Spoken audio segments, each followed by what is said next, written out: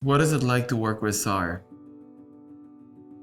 It's like working with a fortune cookie all the time.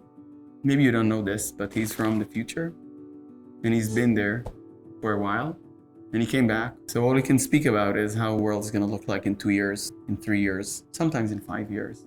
Imagine in the 16th century when people used to fight with a sword, someone stood behind you and he took care of everything that comes from this direction and you take care of everything that comes from this direction.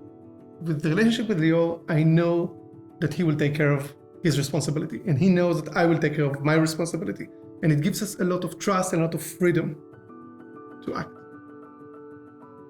Gal and I actually met the Seebo founders back in 2013, so that's 9 years ago. We were on this delegation of Israeli startups to New York City. And we had a full week together, and we became pretty close. So we've been tracking their progress for the last 9 years, keeping in touch, waiting for the right opportunity for the market to be there and for both of our respective companies and roadmaps and strategies. And we feel that today is the right time.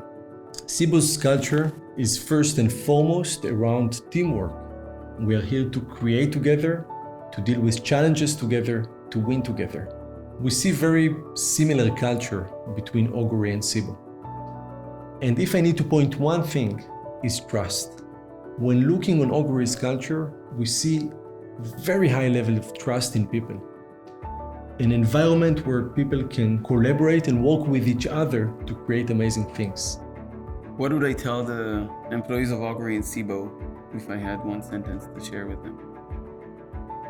Bring yourself and come to this journey with us. Both companies are going to change and transform in order to build the future of this industry.